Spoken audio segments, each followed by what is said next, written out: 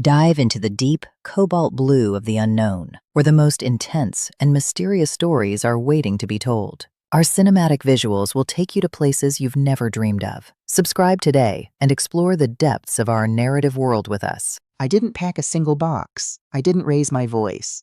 I didn't even cry. Not right away, anyway. What I did was walk back into my own kitchen, pour myself a glass of sweet tea, and sit down at the table where I'd eaten breakfast alone for the past 2 years. And I thought about everything I was about to do. That was the night my son-in-law stood in my living room. My living room. The one I'd paid off in 2009. The one my late husband Roland and I had picked out together. The one still had his old recliner in the corner because I couldn't bring myself to move it. And told me, in front of his friend, that I was disrupting the energy in the house. I'm 64 years old. I've buried a husband, raised a daughter, and worked 31 years as a school administrator in Memphis before I retired. I know what disruption looks like, and I know what entitlement looks like too. It just took me a little too long to do something about it. Let me start from the beginning. My daughter, I'll call her my daughter, because that's all she is to me in this story. A daughter I loved more than I loved sleeping in on Sundays, which for me is saying something. She met her husband at a work conference in Nashville about 6 years ago. He was charming. That's the first thing I'll say about him. He had this way of laughing with his whole chest, and he called me ma'am the first 3 times we met, and he opened doors, and he said grace without being asked. I liked him.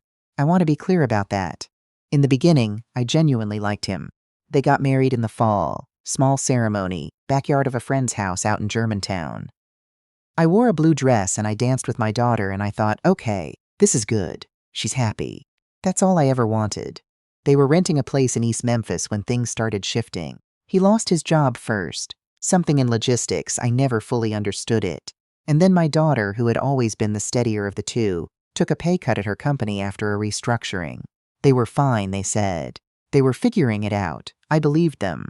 Then my daughter called me on a Wednesday evening in March, and she said, Mama, we're in a little trouble. And the way she said it, quiet, like she was ashamed, made my chest do something it hadn't done since the night Roland got his diagnosis. I told her to come over. I put on a pot of coffee. I sat at that same kitchen table and I listened. They needed a place to stay. Just for a few months, she said. Just until he found something new and they got back on their feet. She said it like she'd practiced it, like she was bracing for a no. I said yes without hesitating. She's my child. What else was I going to say? They moved in on a Saturday in April.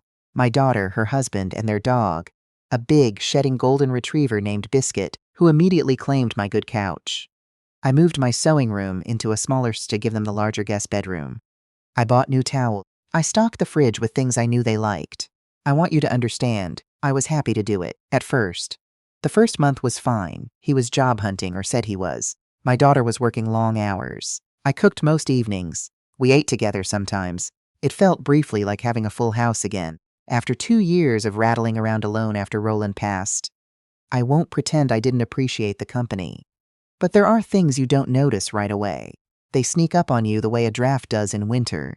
You don't feel it until you're already cold. The first thing I noticed was the groceries. I'd always done my shopping at the same place, same day of the week, same list more or less. After they moved in, I started buying more meat, more snacks, different brands because he had preferences. I didn't say anything. They were going through something hard. I adjusted. Then the utility bills went up. The house was always warm. He liked it warmer than I did, and the lights were always on, in rooms nobody was using. I mentioned it once, gently, and my daughter said she'd talk to him. She didn't, or she did, and it didn't change anything. I stopped mentioning it. By month 3, he had stopped job hunting, as far as I could tell. He was home most days when I got back from my morning walks. He'd be on the couch, laptop open, and he'd nod at me the way you nod at a neighbor you're not close to. Courteous, barely. I told myself he was going through something. Men get like that when their pride takes a hit. I'd seen it with Roland once, years ago, a long stretch of unemployment before he got back on his feet. I gave him the same grace I'd given my husband. What I didn't realize was that grace, for some people, is just an open door. Around month 4, he started having opinions about the house. It started small. He rearranged the living room furniture one afternoon while I was out, said it flowed better. I came home and my husband's recliner had been pushed into the corner at an angle like an afterthought. I moved it back. He didn't say anything, but I felt something shift between us that day. Then he started having people over. At first, it was 1 or 2 friends, on weekends. I didn't mind. I went to my room, or I sat in the kitchen with a book. I'm not the type to hover, but the gatherings got bigger and louder. And they started happening on weeknights, and nobody asked me. Not once. My daughter would apologize after the fact, with that same quiet, practiced tone she'd used when she asked to move in. He just needed to blow off some steam. It was last minute. You were asleep by then anyway, Mama. I was asleep because it was 11 o'clock on a Tuesday, and I'm 64 years old in my own house. 5 months in, I got a call from my bank about an unusual charge. I won't go into everything right now. I'll get to the money in a minute, because the money is where this story becomes something different than just a family disagreement. But that phone call was the first time I sat down and really looked at what had been happening. I'd been covering more than I realized. Groceries for 4, essentially. Him, my daughter, me, and that dog ate like he was a person. Utilities up almost $90 a month. I'd lent my daughter $400 in June for her car. Then another $200 in August for a bill. He'd asked me once, very casually, if I could spot him for some work supplies he needed for a project he was developing. I'd handed over $300 without thinking twice. I sat at my kitchen table that night and I added it up. In 5 months, I had spent or given away just under $4,000 more than I would have on my own. Not because I was forced to, because I didn't want to seem like I was counting. Because she was my daughter. Because I thought it was temporary. The thing nobody tells you about being generous is that some people will never notice they're taking. They're not malicious necessarily, not all of them. They just stop seeing the person handing things over as a person. You become part of the infrastructure. Like the electricity, you're just there, running in the background, making everything work. I started noticing other things after that. The way he talked over me at dinner. The way he'd make decisions about the house, about my house, and mention them to my daughter first, like he was getting approval from the right person. The way he'd gotten comfortable calling it our place when he talked to his friends on the phone. I heard that once. I was in the hallway and he didn't know I was there. Yeah, come by our place. I'll text you the address. Our place. I went back to the kitchen and I finished washing the dishes and I didn't say a word. The weeks that followed were a study in small humiliations. Looking back, I can see each one clearly, the way you see the stones in a path once you've already walked it. At the time, I kept explaining them away. He started leaving his things everywhere. In the hallway, on the kitchen counter, his shoes by the front door where I'd always kept a clean mat. I stepped over them. I worked around them. I told myself it was a small thing. He started handling the thermostat like it was his to handle. Every morning I'd come downstairs and the house would be 2 degrees warmer than I keep it. And every morning I'd quietly adjust it, and by evening it would be back up. A silent daily negotiation neither of us acknowledged out loud. His mother came to visit once, for a long weekend. Nobody asked me. I found out on Thursday that she was arriving Friday.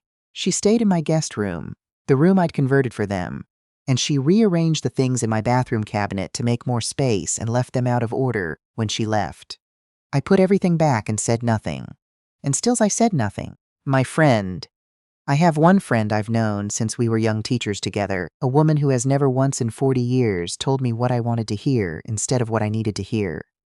She came for coffee one afternoon, and she looked around my house and then she looked at me and she said, "Colette, who lives here?" That was her name for me since we were 26. My name is not Colette. But she said it like a question, and I understood what she meant. I said, "I do." She just looked at me. I changed the subject. The dinner happened in October, a Saturday night, about 7 months after they'd moved in. He had invited friends over, 4 of them, a couple and 2 other men. I had not been told until that afternoon. My daughter told me, in that apologetic murmur she'd developed, that they were having a little get-together and she hoped I didn't mind. I said I didn't mind. I made myself scarce. I went to my room and read for a while, and then I got hungry around 8, so I went downstairs to the kitchen. The dining room table, my dining room table, the one my mother passed down to me, the one that seated 12 at Thanksgiving for 20 years, was full. Loud music. Drinks everywhere. He was holding court at the head of the table, which I want you to note was my chair, the one I'd sat in for 30 years. His friends were laughing. My daughter was beside him, quieter, looking the way she always looked these days, like she was performing ease. I went to the refrigerator. I was getting out what I needed, trying to be quick about it, trying not to intrude on their evening, when he said something to his friend, a comment, something low, and the friend laughed, and I heard my name. I stopped. I turned around. He looked at me. Not unkindly, exactly, but with that particular expression that some men have when they're performing for an audience. And he said, loud enough for everyone to hear, "We're entertaining right now. This isn't really a good time." The table went quiet, not silent. The music was still playing, but the laughter stopped. I felt every face in that room. I looked at him for a moment. I looked at my daughter. She looked down at her plate. I took what I needed from the refrigerator. I closed it carefully. I said, "You're right, excuse me." And I went back upstairs. I sat on the edge of my bed. My food got cold on the nightstand. I didn't cry, not right then. What I did was make a decision. I want to tell you that the decision came in a flash all at once, clean and dramatic. That's not how it happened. It came the way cold does, slowly, quietly, until you realize you're shivering and have been for a while. I sat on that bed and I thought about the recliner moved into the corner, the thermostat, the groceries, the $4,000, his mother rearranging my cabinet, our place. And now this. My name said like a punchline in my own dining room. I'm 64 years old. I have a master's degree. I ran a school district's administrative office. I have sat across tables from board members and union reps and parents who thought they could back me into a corner. And I had let this man who had not paid me $1, not one single dollar, in 7 months, make me feel like a guest in the house I'd owned for 22 years. That was the night I stopped waiting for my daughter to fix it. The next morning I called my attorney. Her name is not important to this story, but I will tell you she went to the same church as my mother, and she is not someone who wastes words. I told her the situation. She asked a few questions. She told me what I needed to do, and then I started doing it. I gave them 60 days. 60 days written notice, delivered properly, because my attorney told me to do it right. My daughter's face, when she read it, is something I will carry with me for a long time. It wasn't anger. It was something more like waking up. He was angry, though. He came to find me in the kitchen that same evening, and he stood in the doorway, his arms crossed, his jaw set, and he went through all of it. Where were they supposed to go? How could I do this? We're family. You're going to put us out on the street. I waited for him to finish. I had the counter behind me and my tea in my hand, and I looked at him very calmly, and I said, 60 days is more than enough time. He said something about how I was going to regret it. I said, I don't think I am.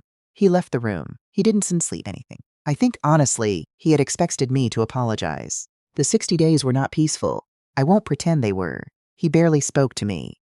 She spoke to me the way she had for months. Careful, tiptoeing, caught between two people she didn't know how to navigate. I went about my life. I cooked my meals. I kept my schedule. I moved his things, when they were in my way, to a neat pile by the door. What I did during those 60 days, the thing I hadn't told either of them, was have the locks rekeyed, effective the day they left. Had a conversation with my bank.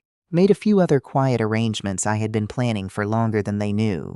Because here's what I hadn't told them. What I hadn't told anyone, except my attorney and my old friend. I wasn't struggling. Roland had left me well provided for, and I had managed what he left carefully. The house was paid for. I had savings they didn't know the size of.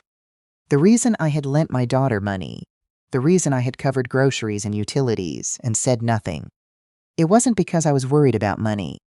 It was because I thought I was helping her. I thought I was holding them up while they found their footing. I had been holding them up while they forgot I was there. The day they moved out, a moving truck came, which surprised me. I hadn't known there was enough to fill one.